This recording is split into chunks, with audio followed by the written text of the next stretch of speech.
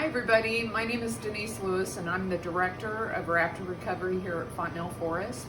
And I'd like to introduce you to another one of our educational birds.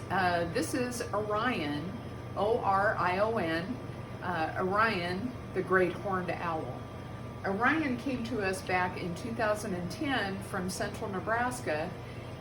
He was found as a hatch year bird or a young bird. And what's really kind of sad with Orion's story is he was illegally gunshot. We do get cases of folks illegally shooting raptors in Nebraska every year. And of course, it's very illegal to do so, but looking at him, why would you want to do that anyway? So anyway, Orion is a great ambassador for his species. Great horned owls have a couple of nicknames, one being the flying tiger, because usually in nature, if he can catch it, he's going to eat it. These guys are just wonderful to have around, both in the city and the country.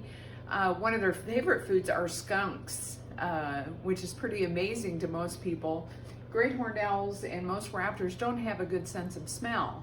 And skunks are out at night. Of course, he is out at night, and he will go after, kill a skunk, eat a skunk, and the smell does not bother him a bit. Now, a couple other neat things about great horned owls, they are nesting right now.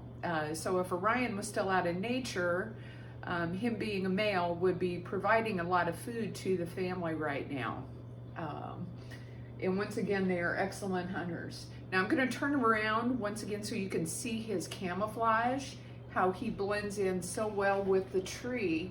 So during the day, if he's snoozing, he's going to close these big yellow eyes, and these little tufts of feathers on top of his head come up, and they're called a really neat word. It's kind of a neat science word. It's called plumicorn. And I always think feather is a plume and corn kind of like a unicorn.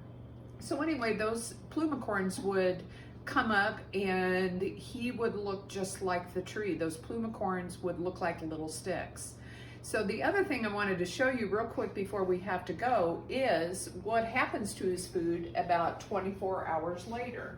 So here's a fresh owl pellet that is still just a little soggy, but my hands will wash. But it's really interesting if you want to be a nature detective to dissect an owl pellet.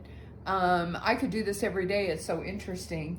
All kinds of different bones, like there's a shoulder bone right there. Oh, I'm sorry, that's a hip bone.